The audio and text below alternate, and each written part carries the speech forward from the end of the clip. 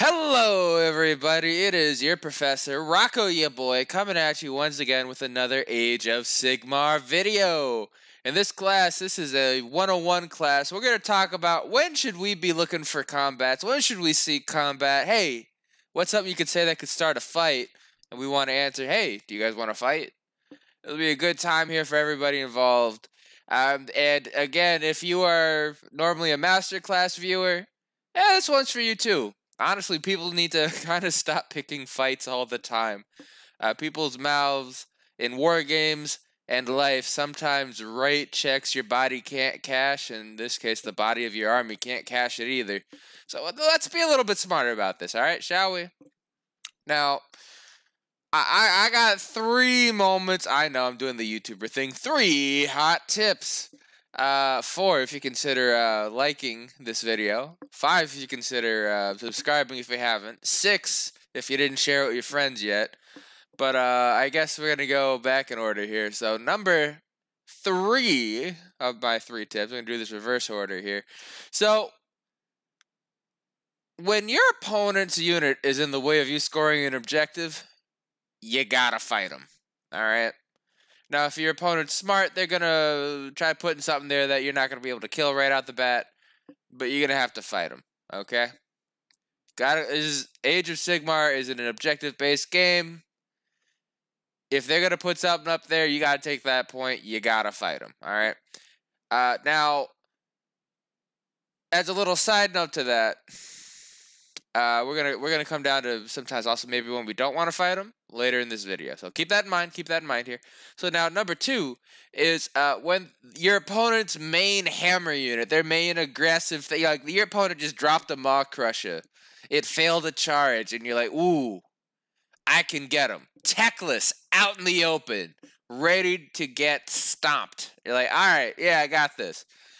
Your opponent has 3 units of the archers from the Lumineth Realm Lords that scare everybody to death. You know what? Let's at least tag them so they gotta shoot me. But they also have a 5-up armor save, so I'm just gonna kill them anyway. Perfect times. If this is a unit that is very key to your opponent killing you off of your points, do it. Take the shot. All right. Now that was number 2. Now number 1, my number 1 time to do this here is actually in an attempt to eliminate a synergy piece that is key to your opponent's army. Now I'm gonna harp on the Lumineth Realm Lords one more time because everyone freaks out about them, because their job, if that army is going on all cylinders, is to rain mortal wounds down and stop you from doing your game plan. And they do that with their own wizards, and they bring their own synergies to buff themselves up and debuff you at the same time. One of the main proponents of that, and for me, public enemy number 1 whenever I play them, is the Cathalar. You know, the Veil Wizard lady, elf, who just makes you really sad and all your people run away.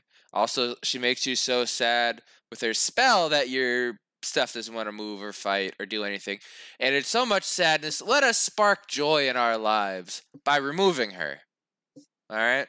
She's like a 5 wound, maybe a 6 wound here. I don't remember off the top of my head, but she's squishy and she needs to die. Now, again, once we find ourselves with all these opportunities for combat, you're like, okay, we want to go places, do things.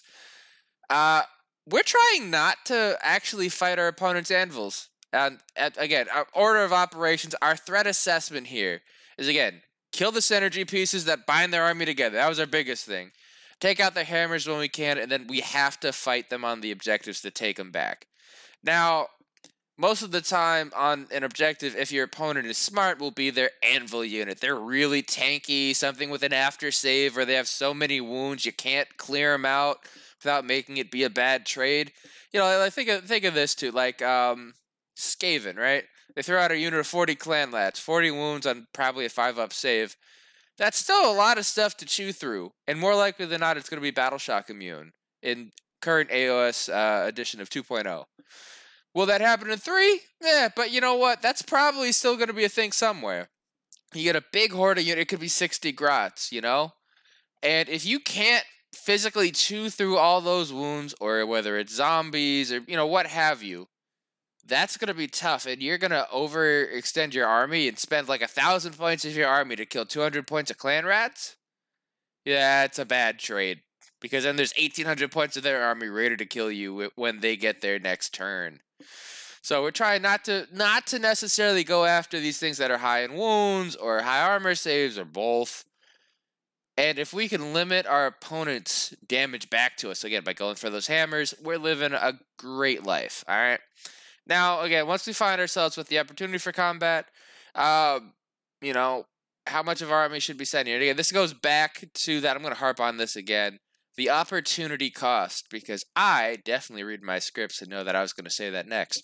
So, you know, going off of the clan rat thing, sometimes in games, you're going to see someone do something silly. Like, there's a time where I was playing against, actually, with Sylvaneth in Knife to the Heart, and there was a big, fat unit of Tree Revenants. They teleport, and it was realistically my opponent's only threat to my backline and to my home objective. I had to dedicate, in order for me not to lose the game and to at least force a draw that I could physically fight my way through to go for the major win, which I eventually did. I had to remove my opponent's tools to go and actually win the game.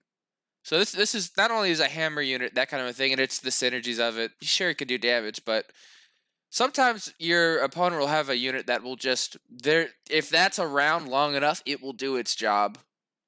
And the Tree Revenants teleporting meant that I could not fully commit the rest of my army up to my opponent. Now, what I had to do to kill them was sacrifice, honestly, like 400 points of my army to kill 200-ish points of theirs.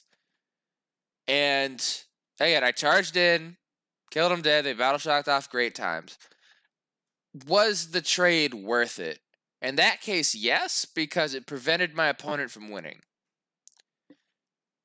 Did it make the game hard? Yes, because eventually you're going to run into opponents that actually know what they're doing, and they're going to put you in a difficult place to make a decision. And honestly, that's what you should be trying to do as an opponent yourself too, because eventually you'll get to the point where everybody's bringing that top army, everyone's on an even playing field, and you're like, all right, how do I do this? You know, like, they've seen the Rocco Ya Boy special of how to beat screens and how to build the better armies. You know, where do we take this to the next level? And part of this is picking your fights and seeing what part of your opponent's army you could pick apart, and not always seeking combat, but when you do seek combat, you got that target selection. You know, you got public enemy number 1, it's the Cathalar. Public enemy number 2 are all the archers everyone freaks about, the sentinels there. You know, public enemy number 3 is Teclis. Because, you know, there's a thing too here with Teclis, in that his mortal wound output is scary, but it's still limited to the spell portal, so if you could find a way to stop that, you're in a good spot. Is it always going to be reliable? No. But it gives you a chance to stay in the game. Now, we're going to move on to our next segment with Rocco, Ya Girl! Hey everyone, I'm Rocco, Ya Girl, with your Fun Fact of the Week. Did you know normally when you want to dispel an endless spell during a game of AoS that is currently on the table, you have to attempt it at the start of your hero phase with a wizard, and it will cost you one of your spellcasting attempts for that turn. However, there are units in the game that allow you to do this at different points in your turn. Notable examples are Lord of Change, Kairos Fateweaver, and Teclis, who can do this at any point in your hero phase. And the newest endless spell hunting witch hunters, Galen and Doralia Vendence, who can do this in the shooting or combat phases.